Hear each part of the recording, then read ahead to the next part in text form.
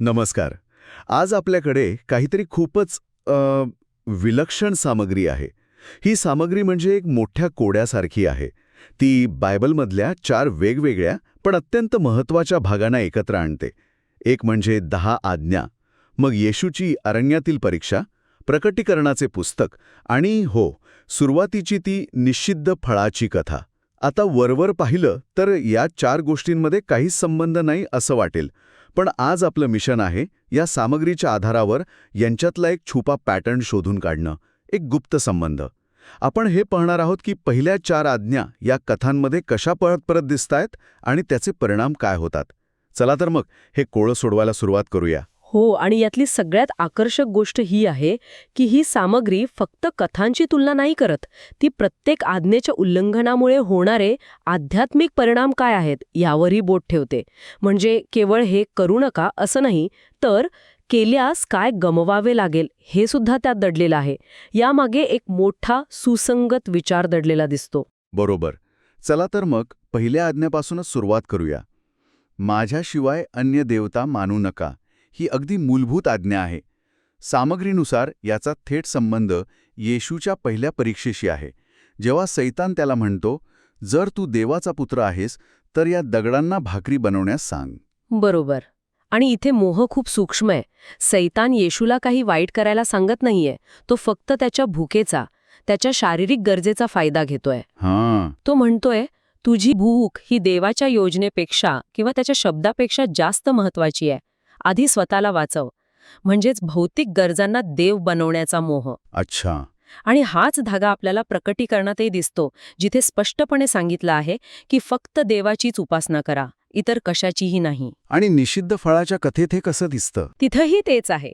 ते फळ खाण्यासाठी चांगलं होतं, म्हणजे ते शारीरिक इच्छेला, वासनेला आकर्षित करत होतं. ती एक तात्काळ मिळणारी तृप्ती होती.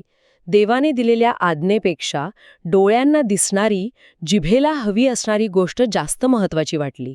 ठीक आहे. तर या तिन्ही कथांमध्ये एक समान धागा आहे. देवाच्या आज्ञेपेक्षा शारीरिक किंवा भौतिक गरजांना प्राधान्य देणं. पण सामग्री म्हणते की याचा परिणाम खूप गंभीर आहे. यामुळे संदेष्टेपदाचा अधिकार गमावला जातो. थांबा, याचा नेमका अर्थ काय? संदेष्टेपदाचा अधिकार गमावणे म्हणजे कायच खरं, हे म्हणजे आपला नैतिक कंपास गमावण्यासारखं आहे का? अगदी तसंच. खूप छान प्रश्न आहे. संदेष्टाचं काम काय असतं? देवाचा आवाज ऐकणे आणि तो लोकांपर्यंत पोहोचवणे.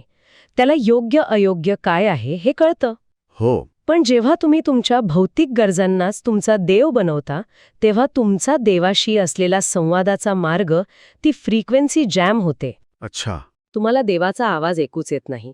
तुमची भूक, तुमच्या गरजा यांचा आवाज इतका मोठा असतो की देवाचा सूक्ष्म आवाज त्याखाली दबून जातो.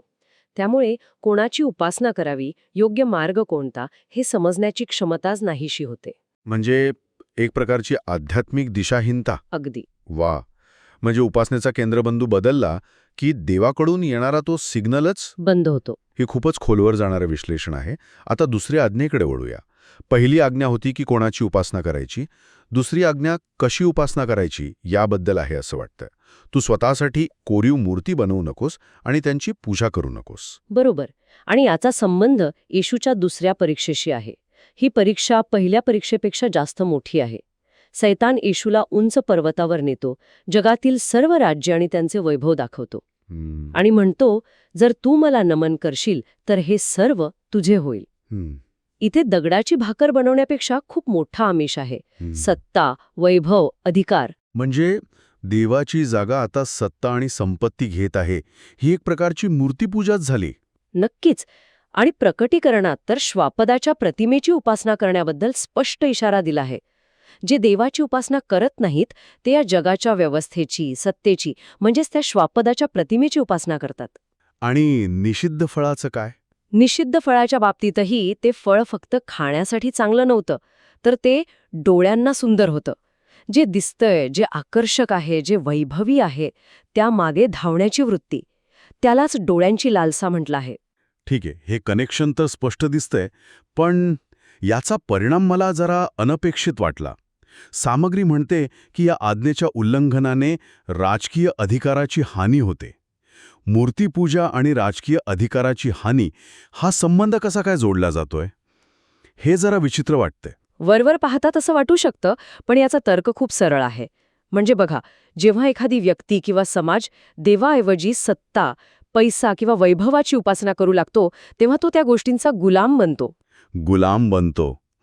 समजा एखाद्याला राज्याचा अधिकार दिला आहे, तर त्याने देवाच्या इच्छेनुसार राज्य करायला हवं. पण जर तो स्वतःच सत्तेचा किंवा पैशाचा पुजारी बनला, तर तो लोकांचं भलं करण्याऐवजी स्वतःची तिजोरी भरेल. बरोबर. तो त्या सत्तेचा योग्य वापर करू शकणार नाही. त्याचा खरा अधिकार, जो त्याला चांगल्या कामासाठी दिला होता, तो गमावून बसतो. अच्छा, म्हणजे आपण ज्या गोष्टीची पूजा करतो तीच गोष्ट आपल्यावर राज्य करू लागते आणि मग आपल्या आयुष्यावरचा किंवा आपल्याला नेमून दिलेल्या जबाबदारीवरचा आपला खरा अधिकारच राहत नाही. अगदी बरोबर. हे खूपच मार्मिक आहे. म्हणजे मूर्तीपूजा ही फक्त दगडाच्या मूर्तीपुरती मर्यादित नाही.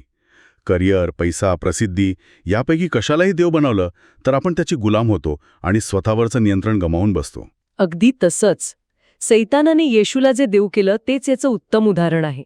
जर येशूने ते स्वीकारलं असतं तर जगावर राज्य करण्याचा त्याचा खरा दैवी अधिकार त्याने गमावला असता. हे अविश्वसनीय आहे. चला आता तिसऱ्या आज्ञेकडे नावया. तू आपला देव परमेश्वर याचे नाव व्यर्थ घेऊ नकोस. ही आज्ञा पहिल्या 2 आज्ञांपेक्षा अधिक सूक्ष्म वाटते. इथे उपासनेच्या वृत्तीबद्दल, आदराबद्दल बोललं जाते. हो, आणि येशूच्या तिसऱ्या परीक्षेतेच दिसतं. सैतान त्याला मंदिराच्या शिखरावर नेतो आणि म्हणतो, इथून खाली उडी मार. कारण शास्त्रवचनात लिहिलंय की देव आपल्या दूतांना पाठवून तुझं रक्षण करेल. हे देवावर विश्वास ठेवण्यासारखं वाटू शकतं, पण खरं तर हा देवाच्या अधिकाराचा आणि त्याच्या प्रेमाचा गैरवापर आहे. गैरवापर कसा? देव माझं ऐकतोच, मी काहीही केलं तरी तो मला वाचवेलच, असा अहंकार यात आहे. हे देवाची परीक्षा पाहण्यासारखं आहे. म्हणजे देवाच्या नावाचा वापर स्वतःच्या प्रसिद्धीसाठी किंवा स्वतःला सिद्ध करण्यासाठी करणे. बरोबर. हा देवाचा अपमान आहे, त्याची निंदा आहे. प्रकटीकरणात श्वापद देवाविरुद्ध निंदाजनक शब्द बोलतो, तो स्वतःला देवाच्या जागी ठेवतो. हो. आणि पाप क्षमा करण्याचा अधिकार असल्याचा दावा करतो. ही थेट देवाच्या अधिकाराला दिलेली टक्कर आहे. आणि निषिद्ध फळाच्या बाबतीत? निषिद्ध फळाच्या बाबतीत ते फळ शहाणपण देणारे होते.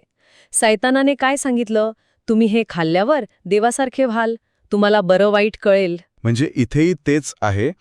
स्वतःला देवाच्या जागी ठेवण्याचा प्रयत्न, स्वतःच्या ज्ञानावर किंवा क्षमतेवर इतका गर्व करणे की देवाच्या अधिकारालाच आव्हान देणं. तर या सगळ्याचा परिणाम काय? सामुग्रीनुसार यामुळे याजक पदाचा अधिकार गमावला जातो. आता हे समजावून सांगा, याजकाचा अधिकार आणि देवाचं नाव व्यर्थ घेणं यांचा काय संबंध? याजकाचं मुख्य काम काय असतं? तो मानव आणि देव यांच्यातला मध्यस्थ असतो. बरोबर, एक पूल. हो, तो पापांची क्षमा मागण्यासाठी लोकांचं प्रतिनिधित्व करतो. पण जेव्हा एखादा माणूस स्वतःच देवाचा अपमान करतो, त्याच्या नावाचा गैरवापर करतो किंवा स्वतःलाच देवाच्या बरोबरीचा समजू लागतो, तेव्हा तो मध्यस्थीचा मार्गच बंद करून टाकतो. म्हणजे नम्रपणे जाण्याची क्षमताच गमावून बसणे, कारण अहंकारमध्ये येतो. अगदी. आता हे सगळं चित्र स्पष्ट होतंय. हो, संदेष्टा देवाचा आवाज ऐकतो, राजा देवाच्या वतीने राज्य करतो आणि याजक देवासमोर लोकांची मध्यस्थी करतो.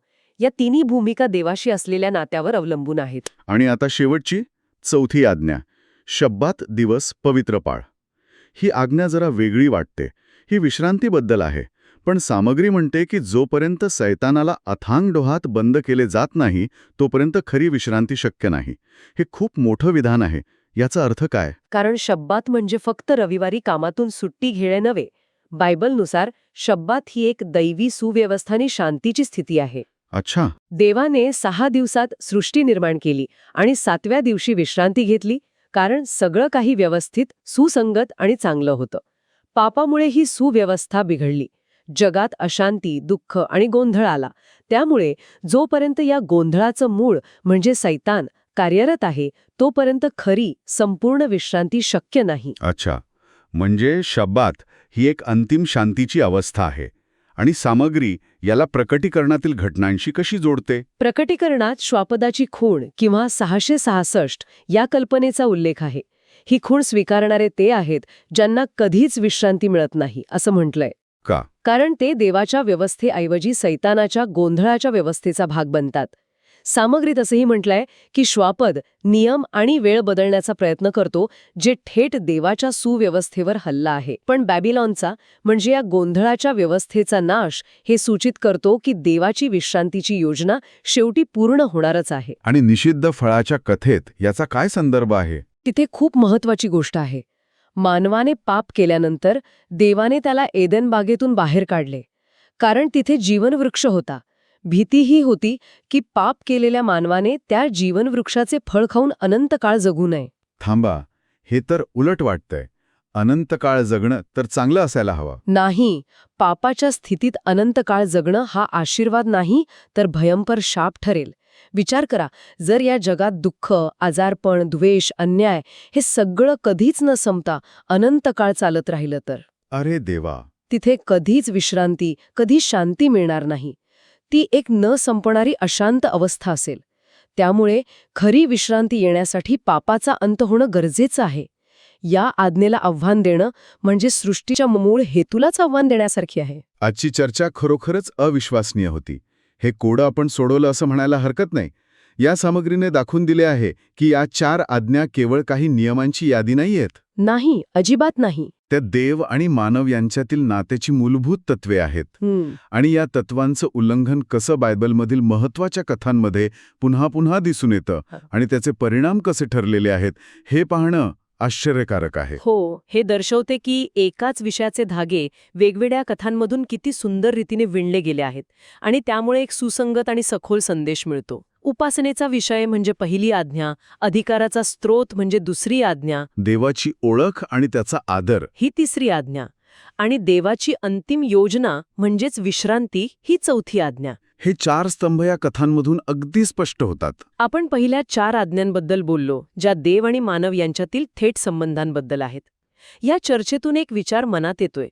जर या आज्ञांमध्ये इतका खोल आणि सुसंगत पॅटर्न आहे, तर उरलेल्या 6 आज्ञा ज्या मानवांमधील संबंधांबद्दल आहेत, जसे की हत्या करू नकोस, व्यभिचार करू नकोस, हो, चोरी करू नकोस, त्यांचंही असंच प्रतिबिंब बायबलमधील इतर कथांमध्ये सापडू शकेल का? त्यावरही कधीतरी विचार करायला हवा.